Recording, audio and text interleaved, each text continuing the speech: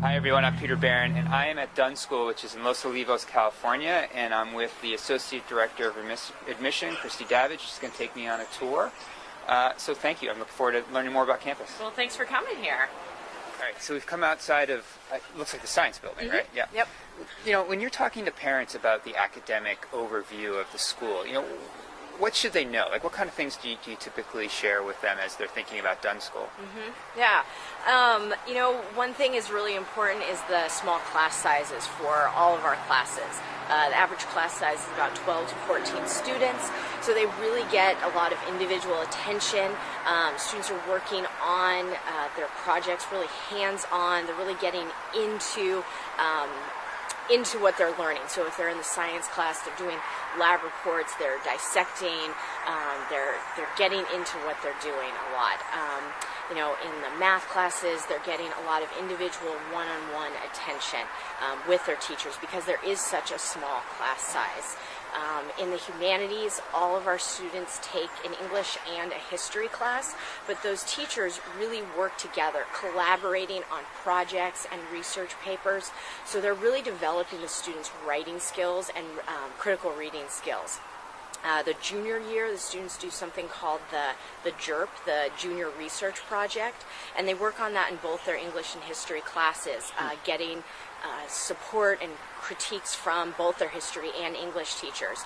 They get to choose any topic, something they're passionate about or interested in learning more about, and they really get into that topic and write a very solid research paper that has been reviewed by their English and history teachers. So when you talk to students who have graduated from Dunn, and actually you went to Dunn, right? You're a graduate.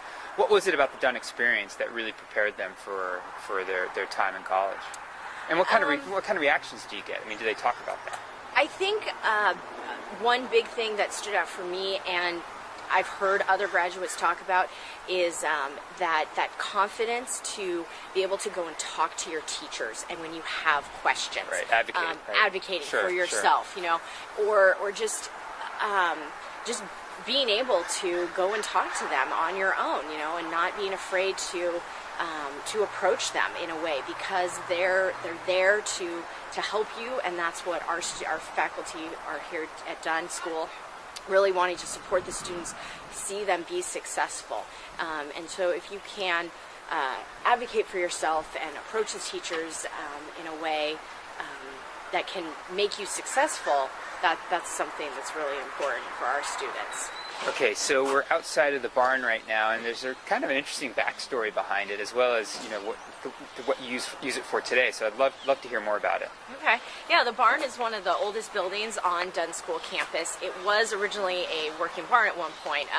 Dunn School, before it was Dunn School, was a farm, and so it was used as a barn. Yeah, right. But now it gets used for our performing arts, some of the drama productions that we do, and some of the presentations that go on during the school year. So usually in the spring and in the fall, there is a drama production, one usually a dramatical, and then a spring musical in the spring. Yeah, sure. And so it's also got great equipment for the sound and lighting. So a lot of our students get really involved in the drama productions as actors, and then often they'll get involved behind the scenes with set design, sound, lighting. So it's a wonderful opportunity for the students to get really involved and get a lot of experience in that. Yeah. So we're out in front of the Learning Center, and I know that that's a really important part of, you know, Dunn, and it's kind of the core of who you are, that you offer this program. Can you tell me a little bit about it? Yeah, about 20% of our students are enrolled in the Learning Strategies program. The Learning Strategies program is designed for students who have a diagnosed mild to moderate learning difference. Okay. And they get a little extra support from their Learning Strategies teacher. That person's also their advisor, so they have a really close, intimate relationship with that faculty member. And are the students enrolled their entire time here at Dunn, or do they graduate out of it? It varies. For some students, they might stay in for the entire 4 years they're at Dunn School. Some students might leave the program completely, and some students might kind of go to a half-time option as they get older. So it depends on what type of support they're needing. Yeah. But it's for the students who just need that extra support in their academics.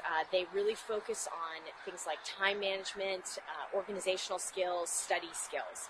All of the students that are in Learning Strategies program are in all college prep classes that Dunn School has to offer. Totally mainstream. Totally mainstream. No curriculum is adjusted or modified for those students. They meet all of the Dunn School standards, expectations. So are the Learning Center staff, are they keeping in touch with the faculty in terms of, where the students are on particular projects? Absolutely.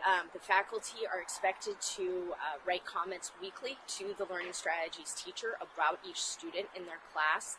And the faculty in the Learning Strategies department are constantly just communicating with the faculty. It's a small campus, a small group of faculty who see each other around a lot, and they're talking about those students all the time. And then the Learning Strategies teachers are in constant communication with the students' parents about how they're doing also.